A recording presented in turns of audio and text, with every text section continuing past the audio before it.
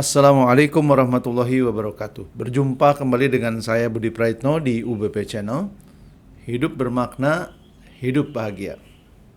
Dalam kajian rumah tangga, kita tahu di dalam Islam ada pembagian tugas antara suami dan istri.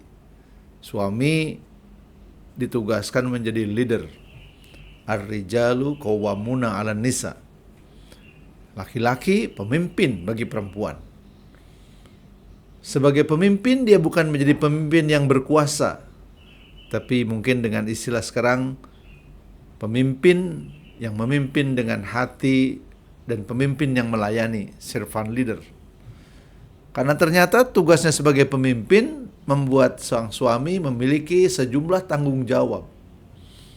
Wa asiruhunna bil ma'ruf, pergauli istri dengan baik. Ma'ruf itu kebaikan yang sudah diketahui secara umum.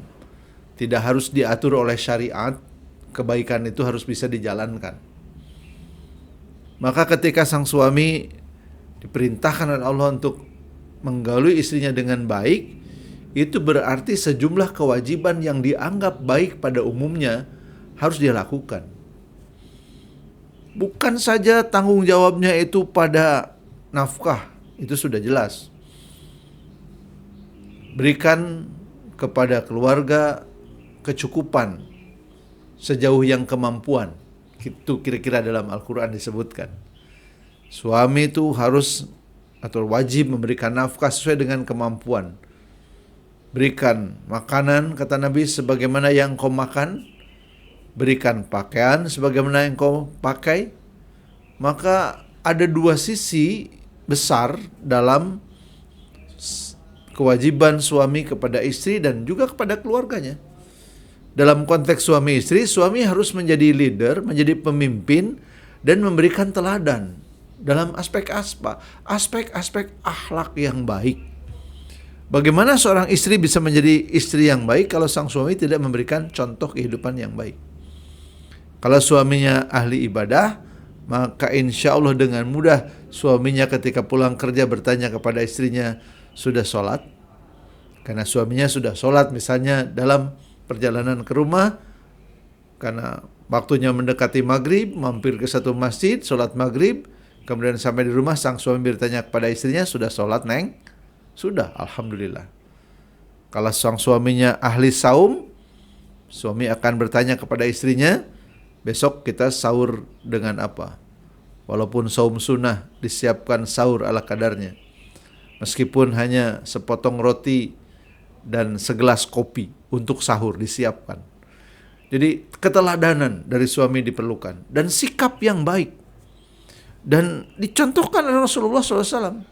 Kata Nabi, yang paling baik di antara kalian adalah yang paling baik perlakuannya kepada ahlinya, kepada keluarganya, kepada istri, kepada anak-anaknya. Dan aku, kata Nabi, adalah yang paling baik perlakuannya kepada keluargaku. Rasulullah SAW adalah suami yang tidak menuntut. Rasul dicatat oleh para ahli sejarah, ahli hadis, adalah seorang pribadi yang begitu mandiri. Membetulkan pakaiannya sendiri, membetulkan alas kakinya sendiri, dan tidak banyak menuntut kepada keluarga. Yang menjadi syariat saum sunnah boleh dilakukan di pertengahan jalan. Ya. Nabi pulang ke rumah, sejak subuh belum makan, hari itu Nabi tidak berniat saum. Tapi Nabi bertanya kepada Siti Aisyah, apakah ada makanan hari ini? Kata Aisyah, tidak ada. Apakah akan belanja? Tidak ada uang. Maka kata Nabi, maka aku saum hari ini. Sebagai suami, Rasulullah mencontohkan suami yang tidak menuntut, pada saat yang sama sedang memberikan pendidikan kepada istrinya. Begitulah juga seharusnya sikap istri kepada suami. Memang suami berkewajiban memberikan nafkah yang layak. Tapi ketika sang suami gagal mencari nafkah, harusnya istri kemudian bisa menerima keadaan itu. Seorang tukang sapu di daerah Depok, seorang tukang penjual sapu, bukan tukang sasapu, membawa 20 sapu lidi pada hari itu, dan oleh sang istri dibekali makanan ala kadarnya supaya tidak jajan. Sampai sore sapunya belum habis.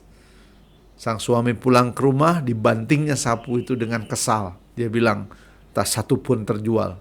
Kata sang istri, tidak boleh begitu Kang. Akang pulang ke rumah sehat, selamat, itu sudah sebuah berkah. Jangan khawatir, besok lusa insya Allah rezekinya ada. Jadi sang suami berusaha, nah istrinya memberikan dukungan. Esoknya sang suami berangkat lagi. Sang istri membawakan 30 ikat sapu. Kata suaminya, kemarin saja 20 gak ada yang laku, Neng. Sekarang kau bawa 30. Allah maha luas rezekinya, Kang.